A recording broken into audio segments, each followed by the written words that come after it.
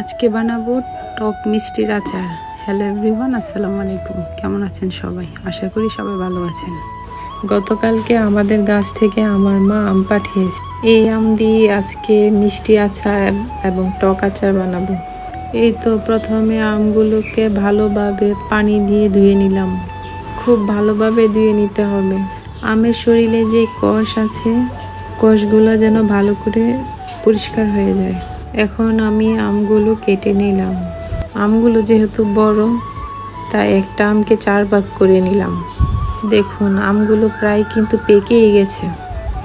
এখানে আমার ছেলেটা বসে বসে আম কাটা দেখে। আমার ছেলে কিন্তু মিষ্টি আচার খুব পছন্দ করে। বলুন তো এটা কি ফুল গাছ?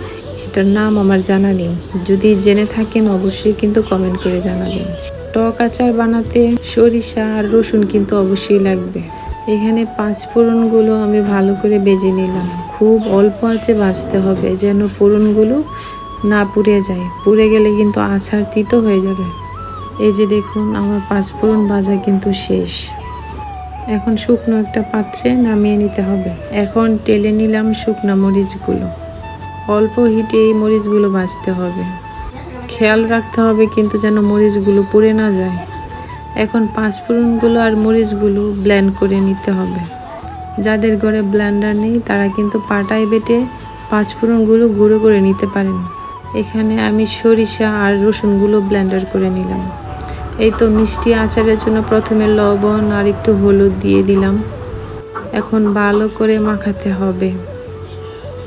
মাখানো শেষ হয়ে গেলে কড়াইতে আমগুলো দিয়ে দিলাম একটু ভাজার জন্য।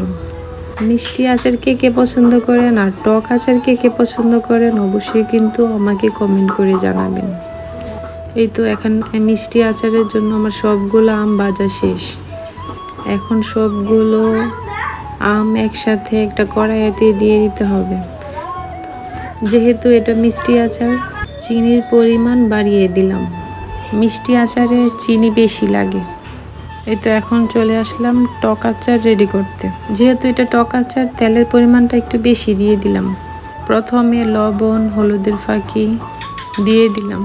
টক আচার বানাতে গেলে সবগুলো মশলা একসাথে একে দিয়ে দিতে হয়। এখন দিয়ে দিলাম সরিষা আর রসুন বাটা।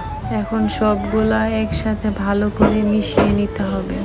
আস্ত কিছু শুকনো মরিচ আর তেজপাতা দিয়ে দিলাম, সাথে আস্ত রসুনও দিয়ে দিলাম।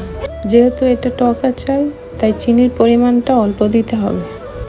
এখানে কিছু আস্ত 5 ফোড়ন রেখেছিলাম, এগুলো এখন দিয়ে দিতে হবে। এখন দিয়ে দিলাম বিট লবণ। মিষ্টি আচারেও দিয়ে দিলাম, টক আচারেও দিয়ে দিলাম। আচারের টেস্টটা আরও বেশি ভালো হয়। আচারগুলো প্রায় রেডি হয়ে গেছে। এখন 5 ফোড়নের ফাঁকি আর মরিচের ফাঁকি মিষ্টি আচারেও দিয়ে দিব এবং টক আচারেও দিয়ে দিব। এই তো আমার আচার বানানো শেষ। দেখুন কতটা সুন্দর লাগছে।